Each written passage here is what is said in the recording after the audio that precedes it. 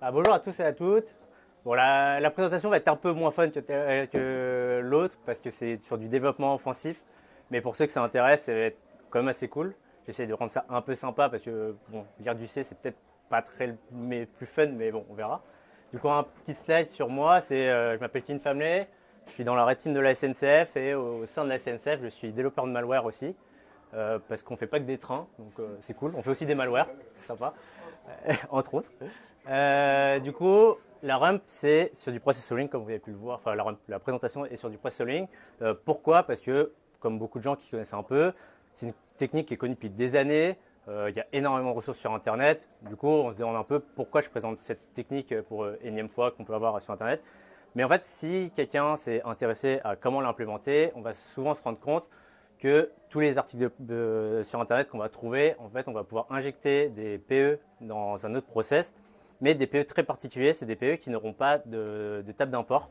C'est-à-dire que si on veut, on pourra injecter un interpréteur, on pourra injecter un avoc, on pourra injecter une calque, mais on ne pourra pas injecter, par exemple, un Mimikatz à tout hasard pour les gens qui font un peu de pentest. On va voir un peu. Et en plus, ce travail m'a permis également de découvrir un peu plus comment marche le loader de librairie Windows, qu'on verra ensemble. Ça peut paraître simple, mais au final, on se rend compte que les codeurs de Redmond font des dingueries. Bon, après, voilà, on verra un peu plus tard. Du coup, je vais commencer sur qu'est-ce que le processoring. Le processoring, l'idée, c'est injecter un PE. Un PE, n'importe quoi, un binaire, ça peut être Mimikatz, ça peut être, je sais pas, un interpréteur, comme j'ai dit avant, dans un processus qui peut paraître légitime. La plupart des gens vont utiliser SVC host parce que c'est un processus légitime qui tourne sur Internet, qui tourne sur notre poste, mais ça peut être un paint, ça peut être n'importe quoi. Mais du coup, l'idée, c'est que quand on va regarder notre gestionnaire des tâches ou quand il y a un outil qui va monitorer nos processus, il ne va pas voir mimikatz.exe qui tournera. On aura SVC host. Donc ça, c'est cool. Petite info avant, c'est pas une technique qui va permettre de bypasser les EDR ou quoi que ce soit. Si vous voulez bypasser les EDR et les EDR, il faudra prendre mon code et le modifier et mettre des bypass dessus. C'est juste un complément sur faire du processoring de manière à injecter n'importe quel PE. Parce que c'est vrai que j'étais assez frustré quand j'ai commencé à découvrir la technique que je ne peux pas lancer un Mimikatz dans SVC host. C'est un peu triste. Bon, pour ceux qui ne sont pas très familiers, je vais vous rappeler comment ça marche le processoring. L'idée, c'est on va créer un process en suspended, en pause. Du coup, là, on a SVC host à tout hasard, comme je l'ai vu. On a les différentes sections. On a l'entry point qui est contenu par le registre RCX. Ensuite, normalement, dans la plupart des articles, on va voir qu'on unmap l'image qui est en mémoire de notre processus légitime. Sauf que cette présentation, on ne va pas le faire pour différentes raisons. La première raison, c'est je vais créer des remote threads dans le processus. Et si on unmap l'image de base du processus légitime, le remote thread ne va juste pas marcher. Et la deuxième raison, c'est pas très légitime qu'un processus a son image de base unmappée. Du coup, en EDR, il trigger direct quand il voit que SVC host se lance, mais que son image n'est plus dans sa mémoire. Bizarre quand même. Ensuite, on va faire un virtual alloc pour allouer du coup de la mémoire forcément pour mettre notre binaire malicieux.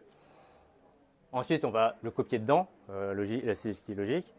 Ensuite, on va faire ce qu'on appelle de la réallocation. Je ne vais pas aller dans le détail dessus. Sur Internet, il y a énormément de blog posts qui expliquent qu'est-ce que c'est la réallocation. Pour faire ça très simple, la réallocation, ça permet au binaire de savoir où sont ces éléments statiques. Vos variables, quand vous allez coder, vous avez forcément des constantes, des variables statiques, etc.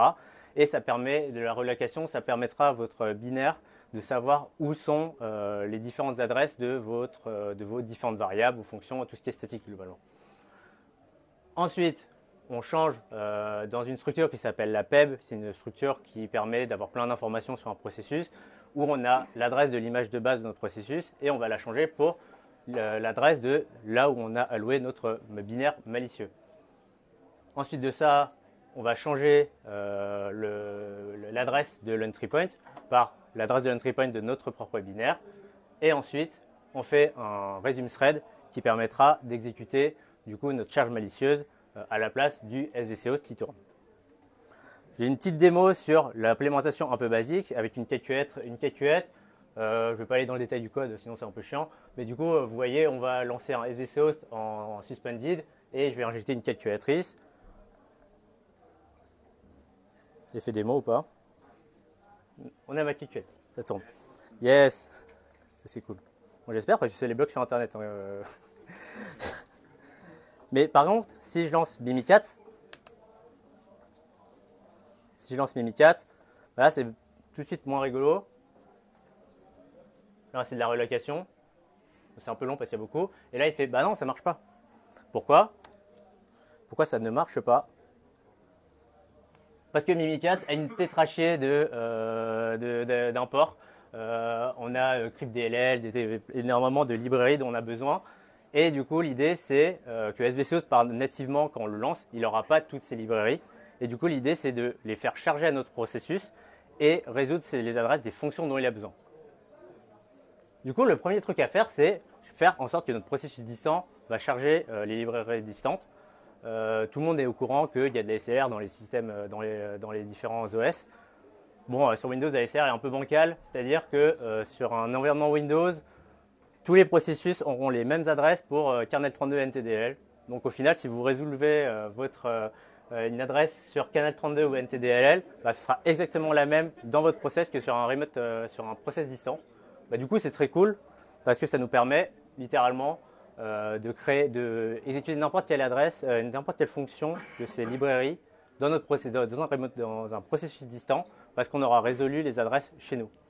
Du coup, l'idée, c'est on va faire une virtual alloc dans le processus distant pour écrire la lib. On écrit le nom de la lib qu'on veut charger. Ensuite, on résout l'adresse de l'autre librairie chez nous. Puis, avec l'adresse qu'on a récupérée, on fait un create remote thread avec en argument là où on a écrit la lib. Et après, on a juste à faire un wait for signal object qui nous permet d'attendre que la librairie a bien chargé. Bon, une petite démo où je charge dans explorer.exe. C'est celui-là? Oui, c'est celui-là. Là, je vais chercher explorer.exe. J'injecte une DLL qui j'ai écrit. Globalement, ça fait une message box. Hein. C'est pas très compliqué. Et là, si je le lance, elle est cachée. Là, on a notre message box. Pour ceux qui ne me croient pas que c'est bien dans explorer.exe qu'on s'est injecté, je peux aller vérifier dedans. Hop, il y a beaucoup de... Et là, on a bien... Pardon. Là, on a bien ma DLL 1.dll qui a chargé dans explorer.exe, qui n'est pas une DLL légitime de explorer.exe.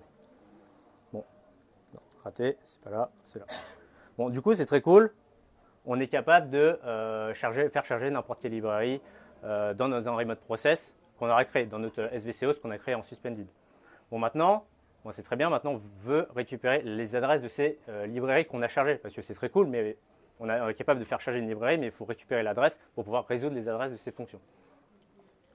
La méthode classique, vous allez voir qu'on va faire de l'exécution en réflectif. Pour ceux qui sont, il y a beaucoup de ressources sur Internet qui le font, mais l'idée, la plupart des gens, c'est qu'ils vont prendre l'adresse de votre allocation et appliquer la virtual adresse qui est de votre table d'import. Mais ça marche très bien quand votre binaire est déjà mappé en mémoire. Sauf que là, on se rappelle que le binaire qu'on cherche à charger, au final, c'est le binaire comme sur le disque qu'on aura chargé. Du coup, l'idée, là, si vous voyez, c'est dans PUBIR qui permet de regarder des binaires de manière statique. À gauche, on a comment sont foutues les sections. Et à droite, c'est comme s'ils étaient mappés en mémoire. Et là, on peut voir que, par exemple, pour la section texte, on a un offset de 0x600. Donc au final, il faut prendre en compte les offsets pour pouvoir récupérer les adresses qui nous intéressent, notamment la table d'import. Récupérer la table d'import de Mimikat à tout hasard.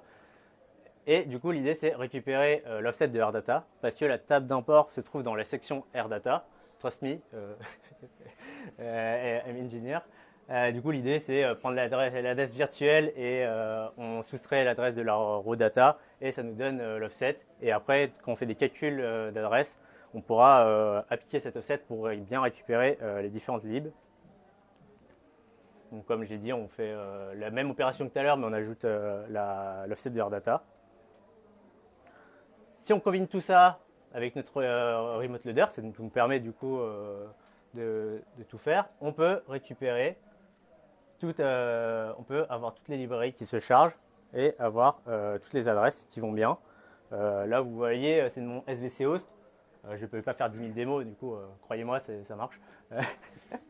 Là, on a SVC host et on voit que, par exemple, je fais charger cryptDLL dans mon SVC host, alors que normalement, SVC host ne l'a pas.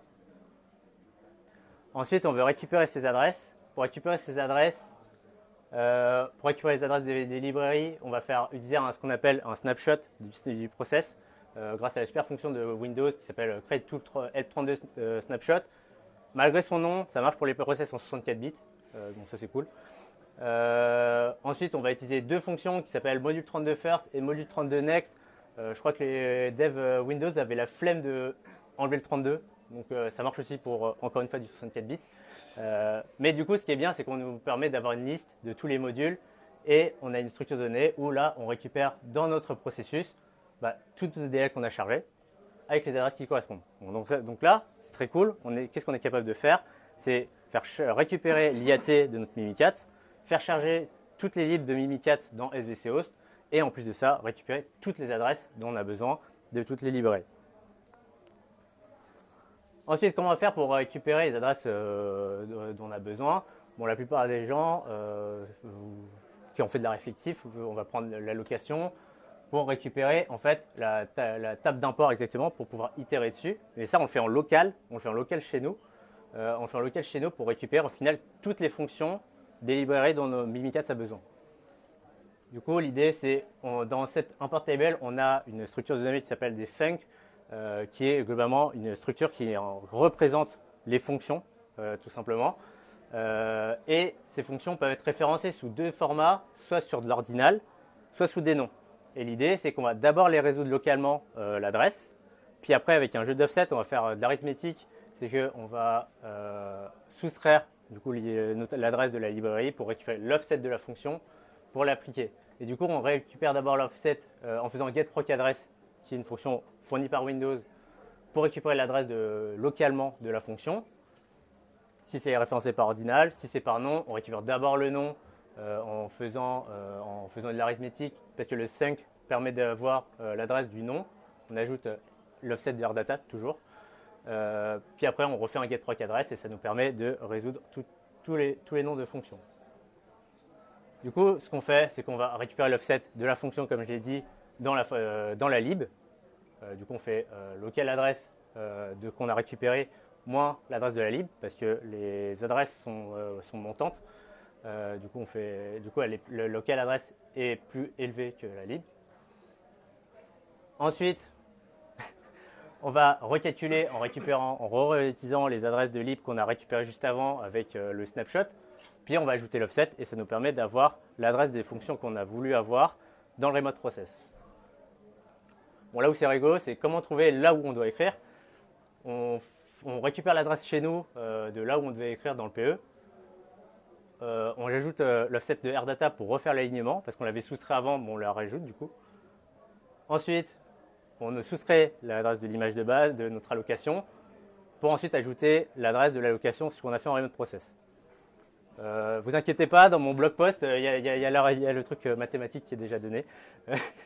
Vous avez copié-collé, ça marche très bien.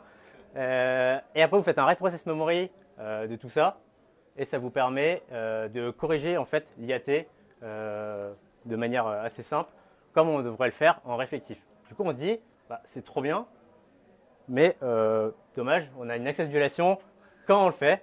Et là, je me dis, mais putain, j'ai fait tout ce qu'on ferait en réflectif, c'est-à-dire résoudre l'IAT, mais pourquoi ça ne marche pas alors que je fais exactement les mêmes étapes que si je le faisais en réflectif sur mon propre processus, si je devais injecter le PE chez moi-même. Bon, alors du coup, j'ai regardé sur quoi ça s'exfaultait dans un debugger, sur l'adresse, et là, je me rends compte que ça s'exfalte sur la fonction, on ne voit pas très bien, c'est LSA Connect Untrusted. Si on regarde un peu ce qui se passe en final, c'est que en regardant le debug qu'on a écrit, l'IAT référence la fonction LSA Connect Untrusted dans la DL secure32.dll. Sauf que Windows, c'est des petits malins, l'implémentation n'est pas dans secure32.dll, elle se trouve dans sspicli.dll, parce que le code base est dans sspicli.dll et pas dans secure32.dll, et ils trouvaient ça super sympa de la référencer dans une autre DL. Donc, c'est ce qu'on appelle des forwarded fonctions. Une forwarded function, c'est quoi? Je vais prendre un exemple, mon process.exe qui veut appeler LSA Connect Trusted et elle est référencée dans son IAT sur, on voit pas, c'est pas grave, dans secure32.dll. Du coup, dans la DLL, quand on la parse, on se rend compte qu'elle pointe sur LSA Connect Trusted, mais elle va forward son exécution sur une autre DLL qui est SSPI-CLI.dll. Je ne sais pas si on voit très bien. Ici, ça va. Du coup, comment ça se passe? Dans notre processus, comment le processus va gérer cette forward de fonction, c'est qu'au final, le processus, il va appeler dans son IAT, il va charger secure32.dll, mais comme secure32.dll forward la fonction sur la DLL SSPI CLI.dll, au final, il va charger les deux librairies pour pouvoir que le forward se passe bien, parce que sinon, comme on l'a vu, on a une access violation, il va essayer d'appeler une fonction qui n'est pas dans son espace mémoire ou d'une librairie qui n'est pas chargée. Du coup, l'idée, c'est de détecter ce forward de fonction. Du coup, on va s'amuser à réimplémenter getProcAddress. Bon, c'est très bien documenté sur Internet. Je ne vais pas vous emmerder à expliquer très dans le détail dessus. Mais l'idée, c'est qu'on va réimplémenter getProcAddress, mais on va rajouter deux arguments, qui est le nom de la forwarded lib et le nom de la forwarded name lorsqu'il y en a. L'idée, c'est, du coup, on va parser la DLL. On a la table d'export qui est ici. Et en gros, l'idée, c'est que quand on va parser cette table d'export, l'adresse qui est référencée de LSA Connected and Trusted ne va pas se trouver dans l'espace mémoire de la directory, de l'export directory. Et en fait, si on regarde sur quoi ça pointe dans le binaire, en fait, ça va pointer sur une chaîne de caractères qui est le nom de la librairie sur laquelle ça va forward, point le nom de la fonction. Bon, du coup, une fois qu'on arrive à récupérer ces deux entités, qui nous permettent de remplir en fait nos deux paramètres, ça nous permet de ensuite refaire le même travail sur la deuxième DLL et la charger et faire le même travail qu'on a fait juste avant sur la deuxième librairie. On va faire une petite démo. Du coup, je me dis, c'est trop bien. J'arrive maintenant à gérer ce qu'on appelle des forwarded functions. Hop. Oui, merci, Explorer, reviens. Hop. Du coup, encore une fois, SBCO, je lance Mimikatz, je lui donne des arguments parce qu'il a besoin d'arguments. Hop. Voilà, on fait ça, on résout toute la table de rock. Il y a 1 million de relocations sur Mimikatz, c'est un peu long. Bon, là, je pourrais commenter. Ah, je me suis trompé de. Je crois que je me suis trompé de. Ouais, pardon, c'était celui-là. J'ai fait direct celui qui marchait, pardon. Voilà. L'idée, c'est que ça ne marchait pas. Encore une fois, je me suis trompé de. L'effet démo, je suis désolé. Alors. Bon, on va faire ça plus simple parce qu'on a montré celui qui marchait. Bon, l'idée, c'est qu'en fait, à un moment, ça ne marche pas parce que en gros, on a une résolution de ce qu'on appelle des API sets. Si j'ai une screen, c'est là. Ou sinon, non, on va faire plus simple. Je peux faire la démo, mais je suis désolé, effet démo. Et tous mes projets s'appellent Process Following, c'est compliqué. Alors, on va faire comme ça. C'est plus simple. Hop, hop, hop. On gagne plus de temps, c'est plus rapide de faire comme ça plutôt que de décharger en avance. Hop.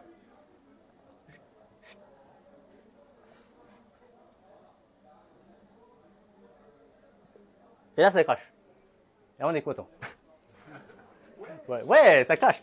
Et en fait, en gros, l'idée, c'est que là, on va se rendre compte que quand on va on va gérer ce qu'on appelle les forwarded fonctions, il va voir que la fonction co-initialize x, qui est référencée dans son IAT sur ole32.dll, va forward sur une fonction qui s'appelle API MS WinCore comme voilà un nom à coucher dehors. Mais en fait, c'est une DLL qui n'existe pas. Pourquoi ils ont fait ça, Windows? En gros, ils ont implémenté ce qu'on appelle des API set name. Pour faire ça très simple, ça s'appelle des noms proxy. C'est des noms virtuels sur des DLL qui pointent sur des vrais DLL. Ne me demandez pas pourquoi ils ont fait ça. C'est les codeurs indiens de Redmond. C'est pas moi qui l'ai fait. Donc voilà. Du coup, j'ai voulu chercher comment ça marchait. Pourquoi c'est quoi la vraie DLL qui va bien?